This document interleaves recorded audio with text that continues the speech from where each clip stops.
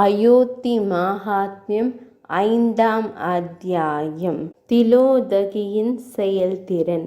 வியாசமா முனிவர் கூறினார், புனிதமான பகவானே, முனிவர் விஸ்வாமித்ரர் பலமுறை கேட்டு வற்புறுத்தப்பட்ட போது கோபமாக தனது சொந்த சீடர் கௌட்சரிடம் இவ்வளவு பெரிய தொகையை கொண்டு வர கூறினார்.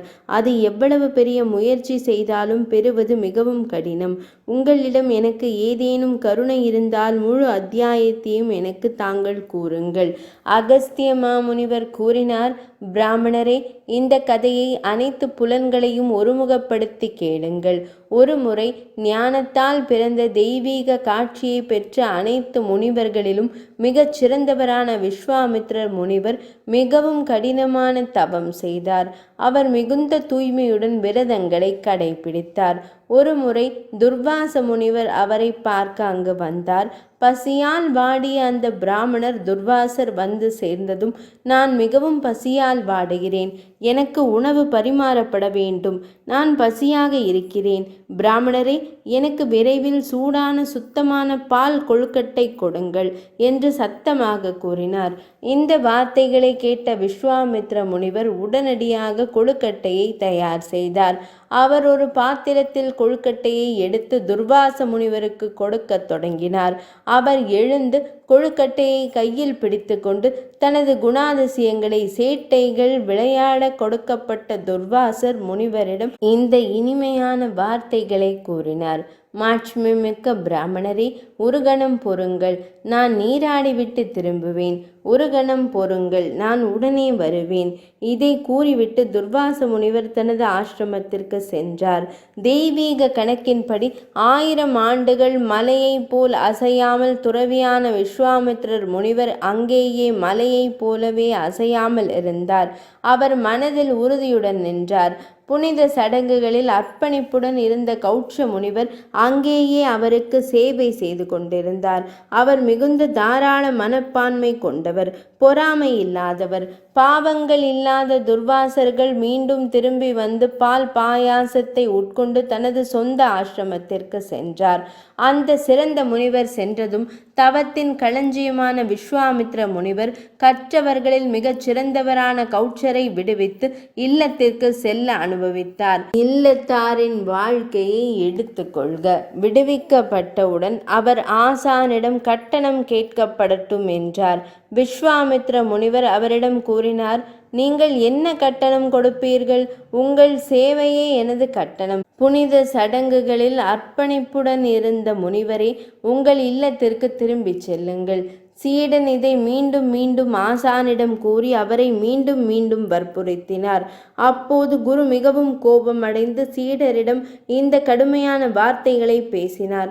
பிராமணரே, 14 கோடி தங்க துண்டுகளை எனக்கு கூலியாக கொண்டு வாருங்கள். அதன் பிறகு இல்லத்திற்கு செல்லுங்கள்.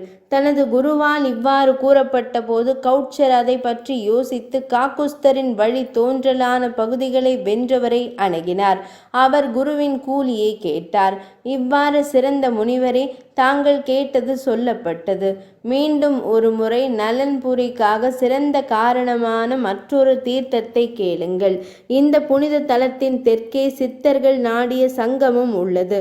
திலோதகி மற்றும் சரையுவின் சங்கமத்தால் பூமியில் இது நன்கு அறியப்படுகிறது.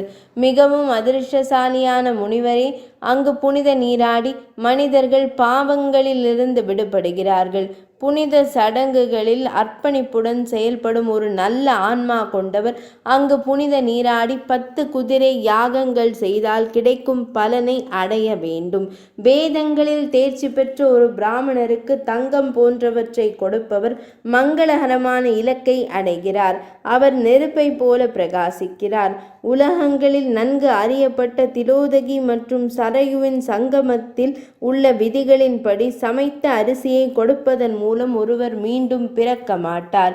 விரதம் இருந்த பிராமணர்களை சாந்தப்படுத்துபவர் சௌத்ராமணி யஜ்ஞத்தின் பலனை பெறுகிறார். ஒருவர் 1 மாதம் அங்கேயே தங்கி புனித சடங்குகளை செய்து ஒரு நாளைக்கு 1 வேளை உணவு உட்கொண்டால் அவர் வாழ்நாள் முழுவதும் செய்த அனைத்து பாவங்களும் உடனடியாக அழிந்துவிடும்.